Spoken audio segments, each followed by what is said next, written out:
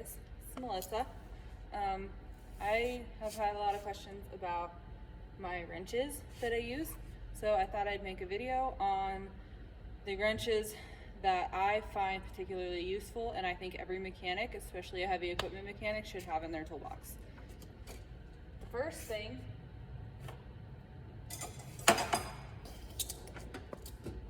is snap-on angle wrenches.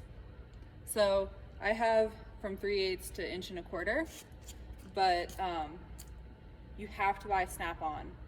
I recommend buying snap-on between 3/8 and 1/4.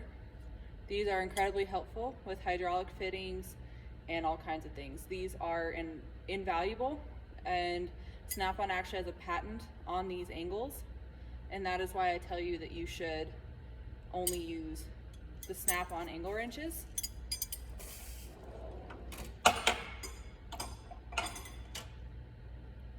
Second thing I want to show you is these.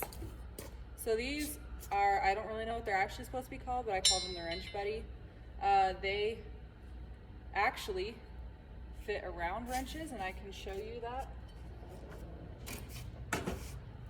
Especially if you're somebody small like me.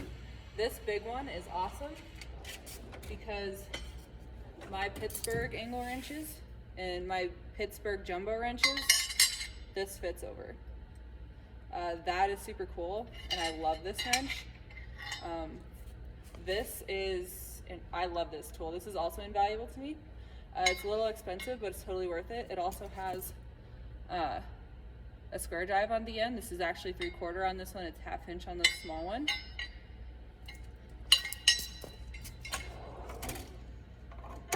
I believe I bought both of those off a Matco truck.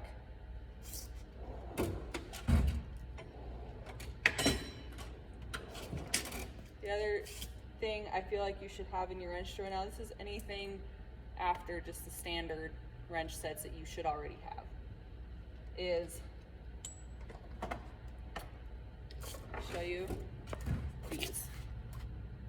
These are crow's feet, jumbo crow's feet. These are Sunex. I got these off a Cornwall truck as well. They are great.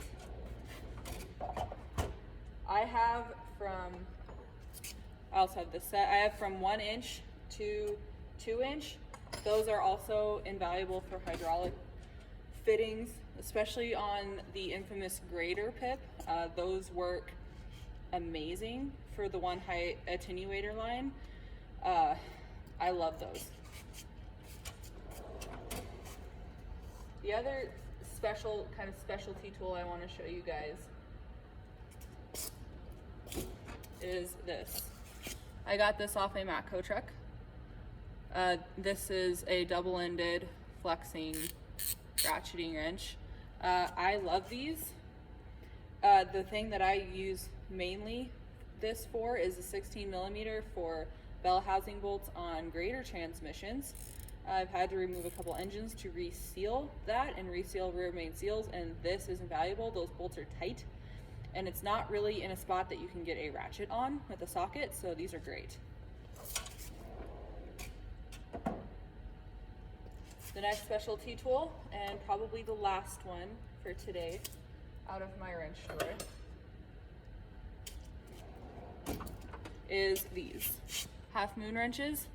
I also got these off the Matco truck. I like this circularness instead of, there's some that are square. Sorry for my terrible grammar, circularness. But these, I love them to do skid steer pumps. Good luck fitting really any tool onto those bolts that mount the pump to the engine flywheel housing. These are great because you can stick them on the bolt, and you can use a pry bar on this and push it to loosen it or push it to tighten it. This is the only way I do skid steer pump bolts on John Deere's. I love these things. So speaking of tools that I think every mechanic should have, especially in the heavy equipment industry, people have been asking me what air tools I use. So I have a bunch of different ones. My 1/2 inch drive air is obviously snap-on, but I also have this little stubby Matco I bought used. I fucking love this thing. This thing is great. This is my 3/8 quarter gun. This is Cornwell. My boyfriend has a Snap-on one of these. We both bought our impacts at the same time.